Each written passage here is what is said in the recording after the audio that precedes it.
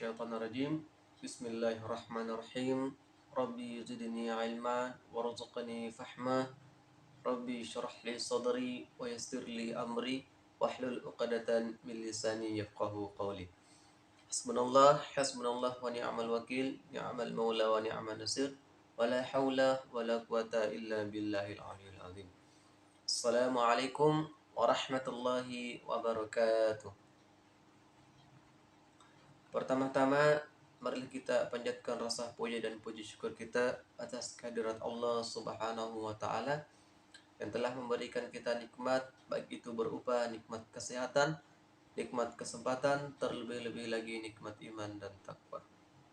Kedua, salawat menyertai salam tak luput kita curahkan, kita sanjungkan kepada junjungan kita, suri tauladan kita, yakni baginda Nabiullah Muhammad sallallahu alaihi wasallam.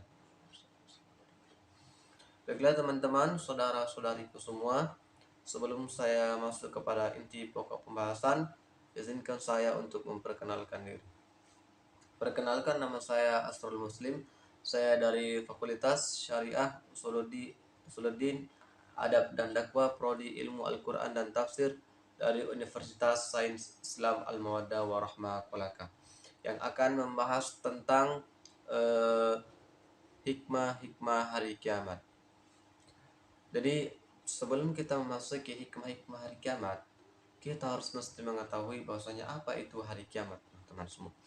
Hari kiamat adalah merupakan hari yang dimana semua makhluk hidup yang ada di dunia, baik itu manusia dan lain sebagainya, itu akan mengakhiri kehidupan di dunia. Karena kehidupan dunia sudah berakhir dengan kata hari kiamat. Seperti dengan manusia dilahirkan kemudian meninggal dunia. Semua memiliki awal dan semua juga memiliki akhir. Begitupun dengan dunia. Nah, akhir daripada kehidupan dunia adalah hari kiamat. Teman-teman, saudara-saudariku semua, itu secara singkat yang saya pahami tentang hari kiamat. Kemudian kita masuk kepada inti pembahasan, yakni hikmah-hikmah hari kiamat. Yakni yang pertama yang menurut saya pahami adalah untuk selalu meningkatkan takwa kita kepada Allah Subhanahu wa taala. Tujuan daripada hari kiamat itu, untuk apa diciptakan Allah Subhanahu wa taala hari kiamat? Tentu ada saja alasannya dan hikmah terbesar di balik semuanya. Nah, hikmah daripada itu adalah yang pertama, untuk kita sebagai umat Nabi Muhammad SAW dan hamba Allah, itu tugasnya untuk selalu meningkatkan takwa kepada Allah Subhanahu wa taala. Kita diperintahkan untuk selalu mengintrospeksi diri kita, memperbaiki diri kita, karena kita sudah tahu bahwasanya hari kiamat akan ada. Walaupun kita tidak mengetahui kapan datangnya hari kiamat, yang sudah kita diperintahkan atau kita hanya disuruh atau dianjurkan, bahkan diwajibkan untuk mempercayai hari kiamat, walaupun kita tidak mengetahui kapan datangnya hari kiamat. Nah, tujuan daripada itu, mengapa kita tidak diberitahu hari kiamat akan tiba? Mengapa kita tidak diberitahu? Karena agar kita selalu siap menghadapi hari kiamat tersebut. Kita selalu diperintahkan oleh Allah Subhanahu wa taala untuk meningkatkan takwa kepada Allah Subhanahu wa taala. Sebagaimana firman-Nya, A'udzubillahi minasyaitonirrajim, ya ayyuhalladzina amanu, wahai orang-orang yang beriman, ittaqullah, bertakwalah kepada Allah, haqqa tuqati, dengan sebenar-benarnya takwa.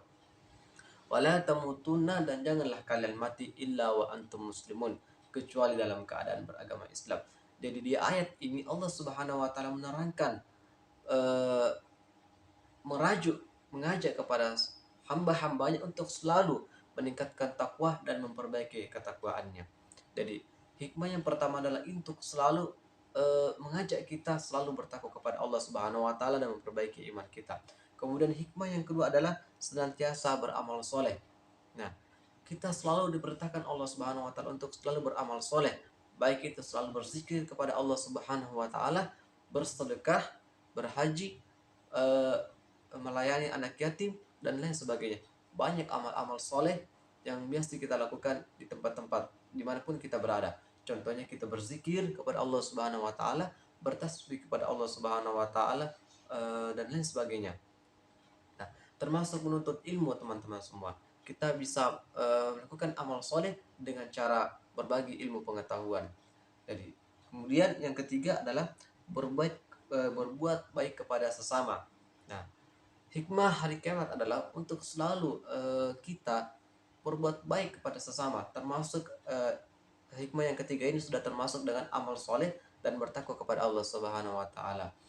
Untuk selalu mengikat mengikat sesama, yakni selalu melakukan hablum minan nas, hubungan baik kepada manusia, sesama manusia. Ah, banyak di antara kita, mereka hanya memperhatikan yang namanya hablum minallah tanpa memperhatikan yang namanya hablum minan nas. Jadi kedua-duanya ini harus kita seimbangkan. Kemudian yang keempat adalah adanya rasa takut berbuat dosa.